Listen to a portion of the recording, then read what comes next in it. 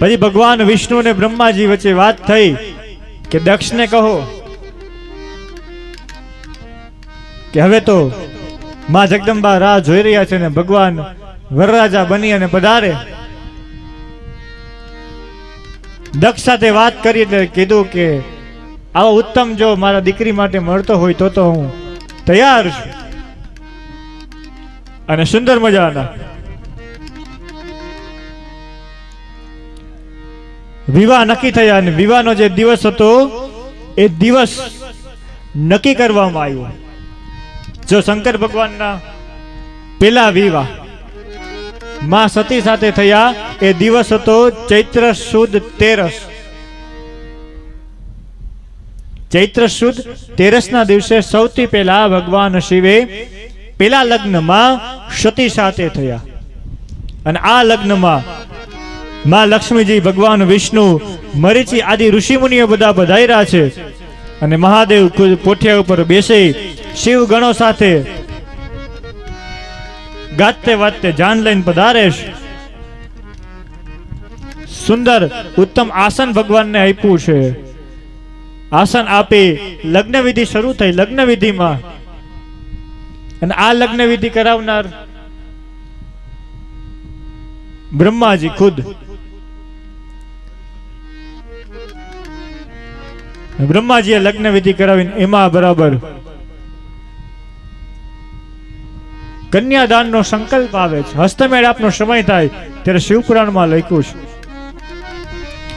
છે કન્યામ દત્વામ કૃતોર્થો ભૂતા તદા દક્ષો હિમત્સુતઃ શિવા શિવો પ્રસન્નો ચ નિખિલમ મંગલાલયમ.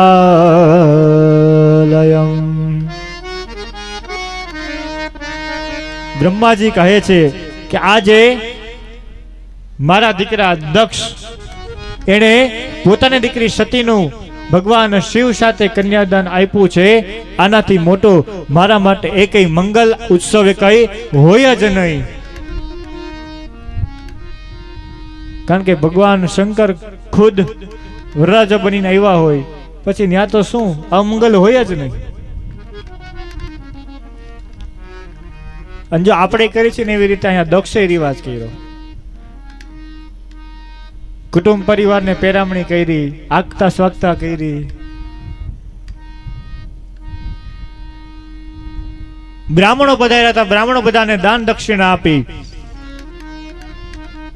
લગ્ન વિધિ પૂર્ણ થઈ એટલે ભગવાન શંકરે કીધું કે માગો બ્રહ્મા માગો, તમે જે વિધિ કરાવી છે આ વિધિથી પ્રસન્ન થયો છું, તમને દક્ષિણામાં તમારે જોઈ એ હું તમને આપું. ત્યારે બ્રહ્માએ વરદાન માંગ્યું કે આ દિવસ ચૈત્ર સુદ 13 પૂર્વ ફાલ્ગુની નક્ષત્ર અને આ દિવસે ભગવાન જે કોઈ તમારું દર્શન કરશે એનાથી એના સમસ્ત પાપો નાશ થઈ જાય.